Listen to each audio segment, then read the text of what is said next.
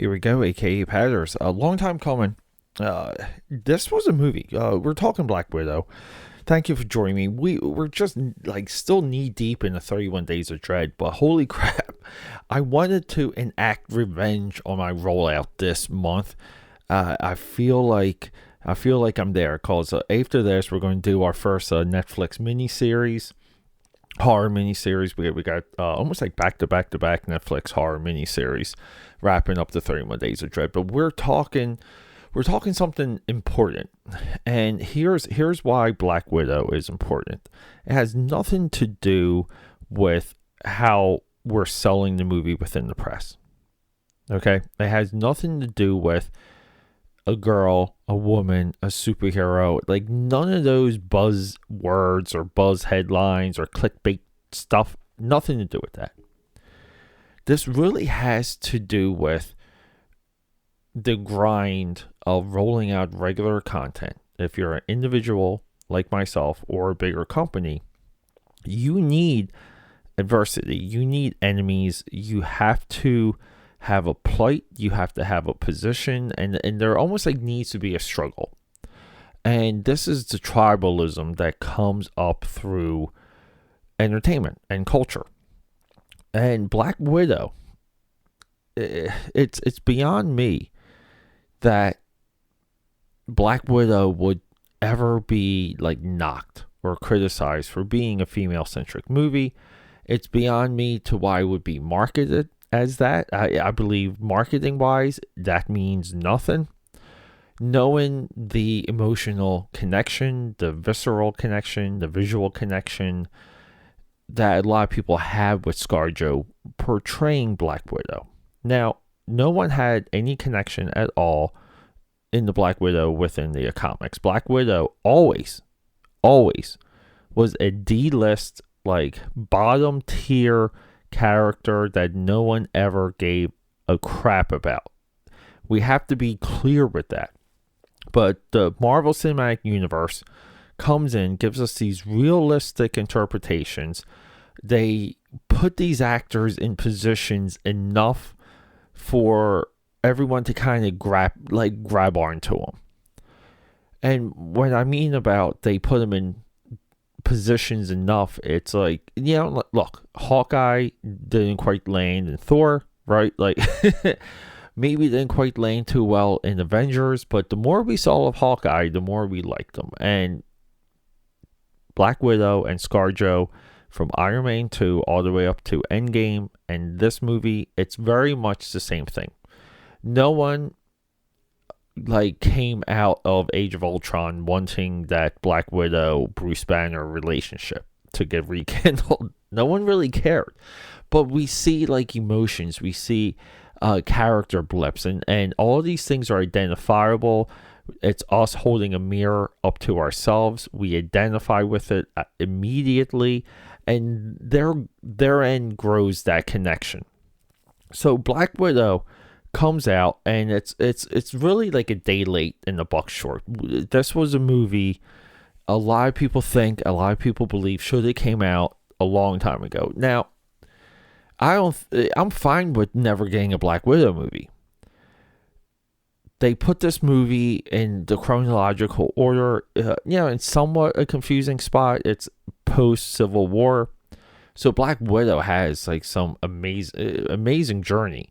She goes through multiple Avenger wars, goes through Civil War, completely collapses her own institution that created her, and then goes into Infinity War and Endgame. It's what the heck? But again, and thus the lives of superheroes. And I believe I've seen this movie about 3 times, and I believe this movie it's straight up there. It's straight up entertaining. The movie takes itself seriously. It doesn't sell anything short. It delivers a handful of new characters. Now, when I say new characters, I don't mean characters created specifically for the movie. I just mean it's new characters from the Marvel comic book universe that they're just relabeling. They get a couple things out of, from the drawings and from the comics, and you slap them together, and it's you have, it's Taskmaster. Ooh, it's Red Guardian. Ooh, it's another Black Widow. And look, all of that's fine because these stories have to continue.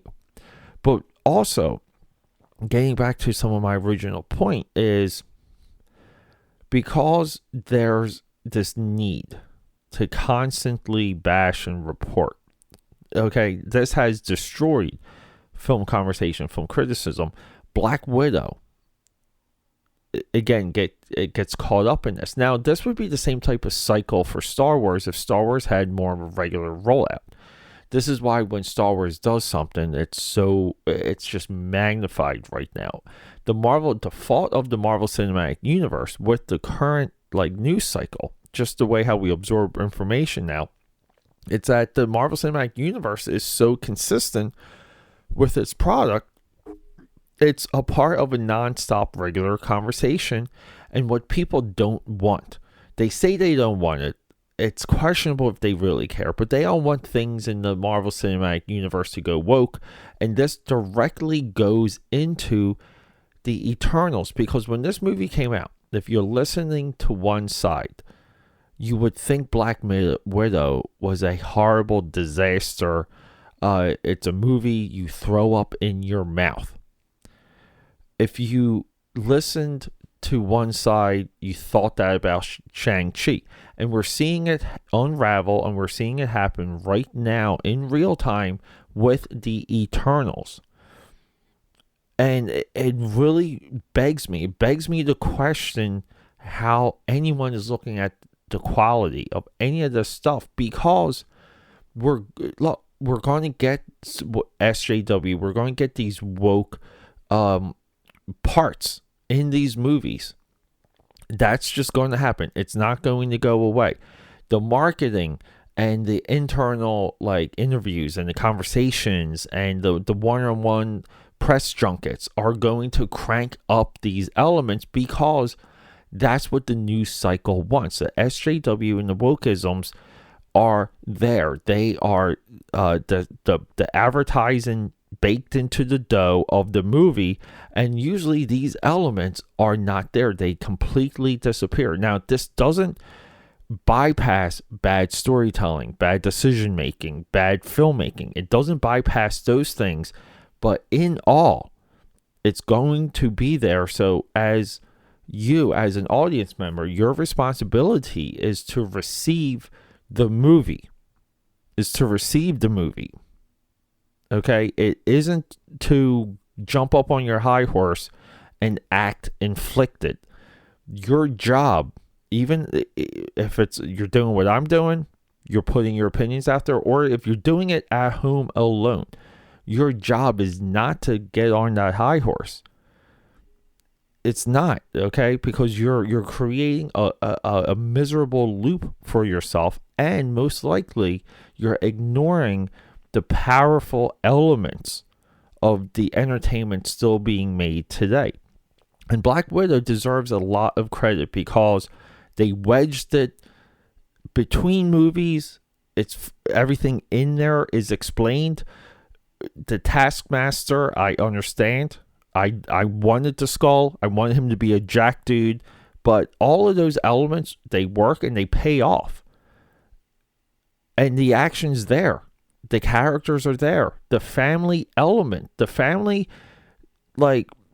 plot for this movie that really bookends the movie, it's there, and it's fun, and it's goofy, and why the hell not? I should get a combustible collection of elements in a comic book movie. It should be serious and corny and funny and violent all at the same time. They did solid work. They had a through line. They had a single vision with this, and it doesn't matter if it's made by one person or by a studio, but if it's amazingly impressive by either method. So everyone, do not sell the Marvel Cinematic Universe short, even going into Eternals.